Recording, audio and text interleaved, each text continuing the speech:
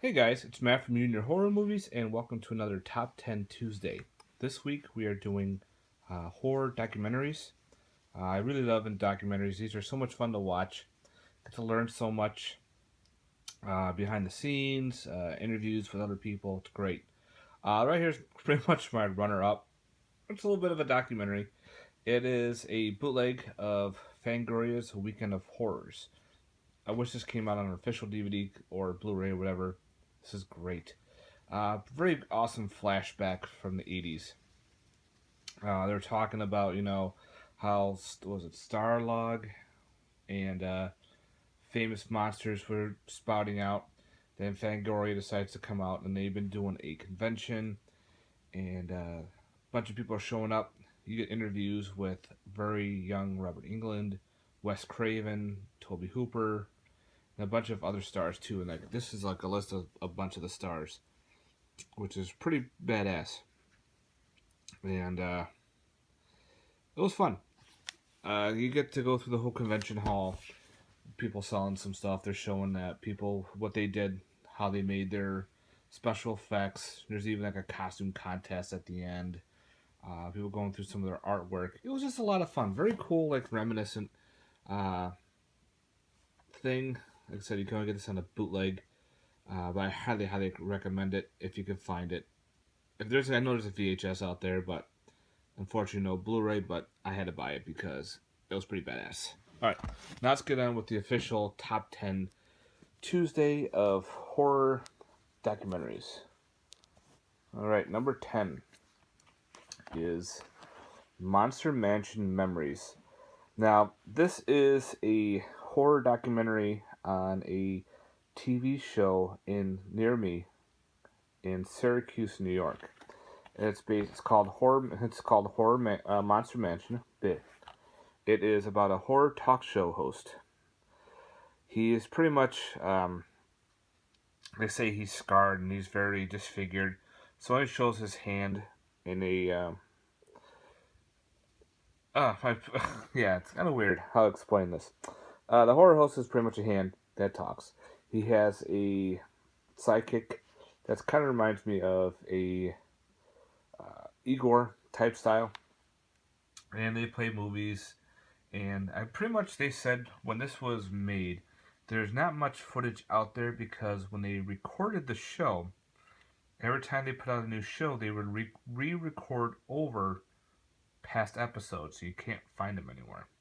Which I thought was pretty interesting because they wanted to save money because it was a very low budget here in Syracuse, New York. And when I told my dad about this, I showed him. He exactly knew exactly what channel this was on. He knew everything. I'm like, really? Holy shit. I didn't know anything about it. I picked it up because I thought it'd be a cool little, history of where near I live. And I go, you want to watch it? He's like, absolutely. And this was really good. They do interviews with the guy who was the host, who passed away a couple years ago. Um, there is interviews with other people who are horror hosts. Like there was a horror host convention.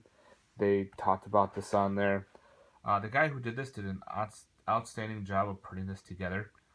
Also, too, when they show the intro of the show, it's all models. They actually have a guy who lives near the area. He collected Monster Mansion memory stuff. I guess he's got the original casket pictures, but he's got his whole room. It's all horror stuff of old 1950s memorabilia, which is awesome. But yeah, this was really cool, badass little documentary on Monster Mansion memories. All right, number 8. I got 2 out of the 4, and that is Monster Madness. This is number 1 out of the 4 documentary. This is the Golden Age, and number 2 is Mutant Space Invaders and Drive-ins. Really fun. These take place for. Sorry, I had to readjust myself on the couch. Okay, as you tell, Golden Age is all the classics. They go through a lot of trailers, interviews with people. A lot of fun, like how these came into the theaters, and people were scared or interviewing people. This was a lot of fun. Then you go into the second one, which is more like science fiction, uh, horror as well. So you got a mixture. The third one is, I think, Hammer and Gothic, which I got to pick up. And the fourth one is more like blockbusters from the 70s and 80s. Still, it'd be kind of cool to get all four of them. These are a lot of fun. I think these were Burn on Demand. I don't remember sure. But I was kind of happy to pick up two of the four. Now I gotta get the rest of the other two. But I watched the science fiction one. This was pretty cool. And it's got some trailers from the science fiction era, as well as some of the horror. Interviews with a bunch of the actors and actresses. Yeah, I'm trying to remember what else much out. Their trailers. But it was a lot of fun. Monster Madness for number 9. Alright, number 8 is Lost Soul. Behind, nope. Well, I can't read. The Boom Journey of Richard Stanley's The Doomed. Yeah, it's 2 in the morning, I'm tired. The Doomed Journey of Richard Stanley's Island of Dr. Moreau. This is the one where it has John Cleese and Val Kilmer. I think it was John Cleese. And pretty much it is like how this director's, but this was his baby. He wanted to do this. He loved the Dr. Moreau movies, and when he put this out, there was a huge war between Val Kilmer and one of the main actor there. I forgot. It was just pretty much a disaster, and you can just see how this guy's life work just goes crashing down.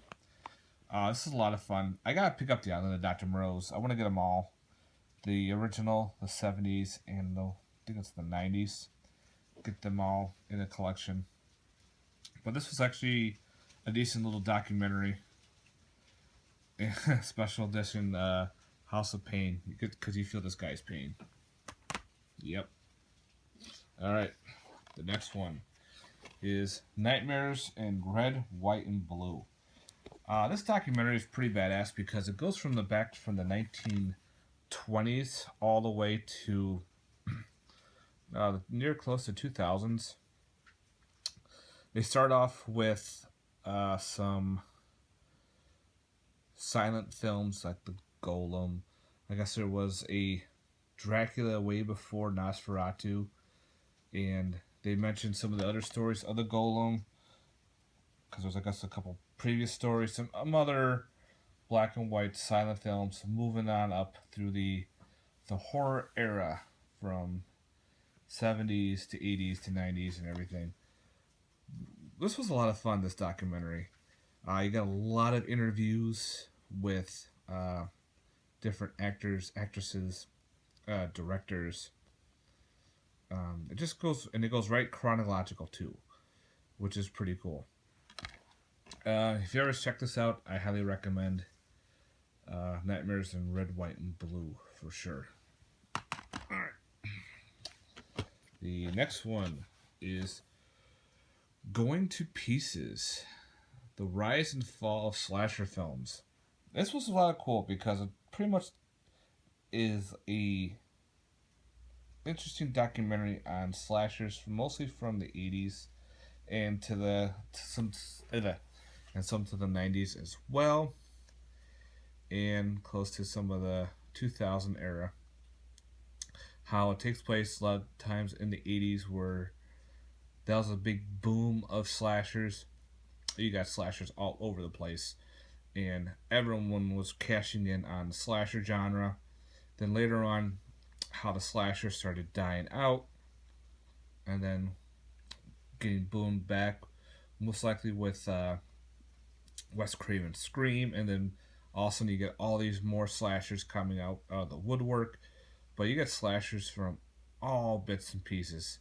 They even bring some of them from the 70s on here, and a lot of great special features on this. There you go.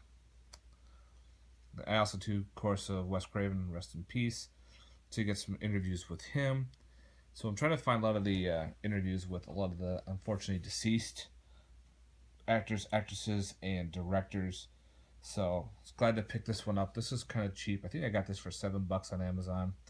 A lot of fun, going to pieces, and like I said, all over the park are a lot of the slashers they talk about.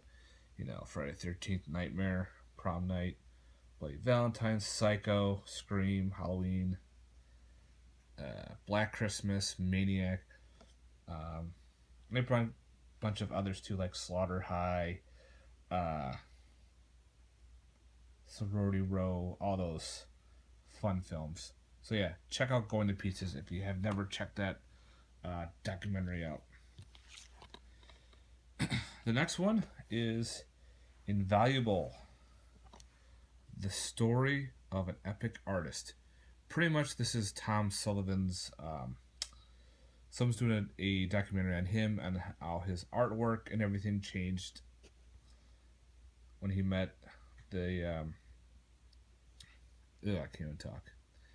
When he met with Bruce Campbell, Sam Raimi, Ted Raimi, and all them, and pretty much it's like pretty much the birth of Evil Dead, and the spawn of Evil Dead 2 and Army of Darkness, and all the things they had to go through, all their hardships, all their stepping stones.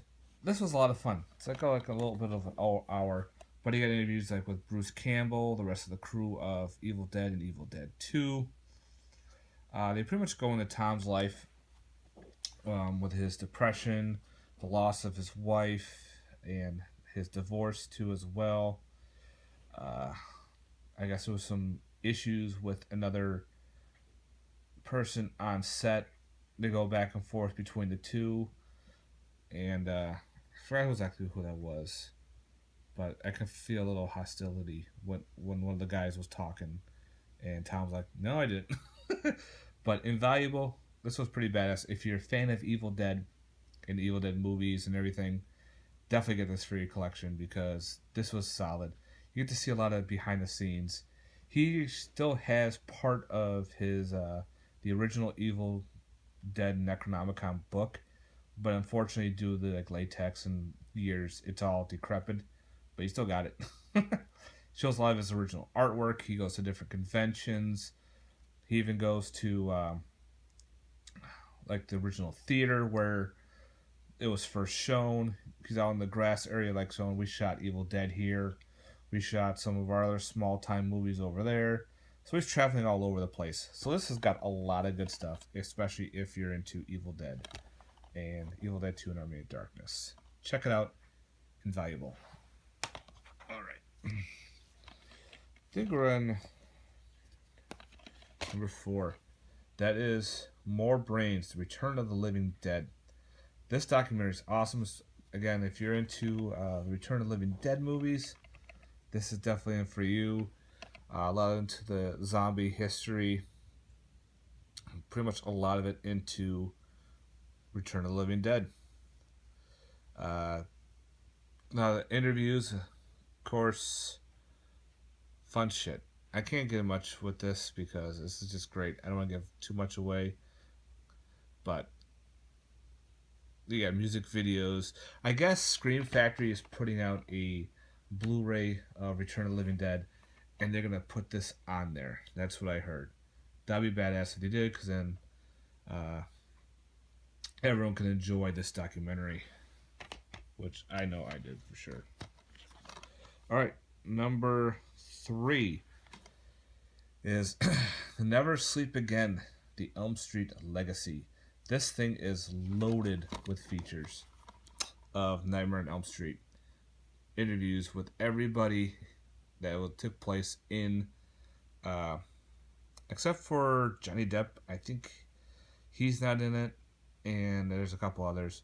But as you can see, right there is the list of almost everybody in the series. It would have been nice if they got Johnny Depp in there. But yeah, all the special effects, how much the makeup that Robert Englund had to go through, his interviews on getting started, where Nightmare on Elm Street came from. Again, if you're a huge Nightmare on Elm Street fan, you have to own this. This is an insane documentary on the Nightmare on Elm Street franchise. And if you're into Friday the 13th, my number 2 is Crystal Lake Memories. Um, there is another documentary out there, and that is My Name is Jason. If you're big into Friday the 13th, get that one as well. It's not the greatest, but it's solid. But this one is even better. Crystal Lake Memories. It goes through all the Friday the 13th, every single one. You got behind the scenes, Tom Savani's makeup, special effects, uh, behind pictures, interviews, all that fun stuff. There's a lot going on to this Blu-ray set. If I can open multiple discs. Fuck it. I don't want to fight it.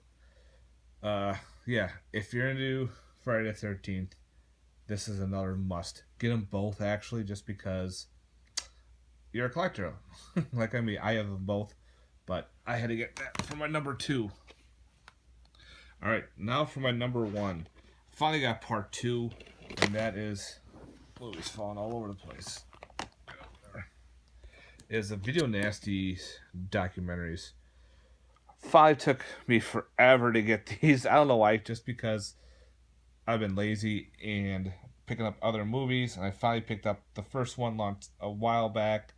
I finally got part 2 this month, so you'll see part 2 in my end of the month haul. But I've seen the first one, and this one's incredible. It goes through all the Video Nasties and 3 discs, why they were banned, why they became a Video Nasty, and what happened. Like, a lot of these got burned, destroyed. People were all pissed off because of these movies. The ban rating, especially in Britain and overseas. Awesome documentary. If you haven't picked this up, I highly recommend it. Severin put out this one, and they also put out the second one, which is also another 3-disc right there. A lot of these both have the first couple discs are, interviews and everything. The other ones are trailers, which are awesome. If you're into trailers, especially of older stuff, it's got all the trailers for all the Video Nasties on here, and it's incredible. This is why my number 1, because there's a lot of work putting into these. These are freaking long. This is like 14 hours, 13 hours. Yeah, do the math. So yeah, that's my number 1, is the Video Nasty collection. Alright guys, thanks very much for watching. I've rambled on too long. I hope you enjoyed this Top 10 Tuesday. Thanks for watching. Please put your comments down below and like this. And check everyone else's out too. Alright, I'm going to bed. Peace.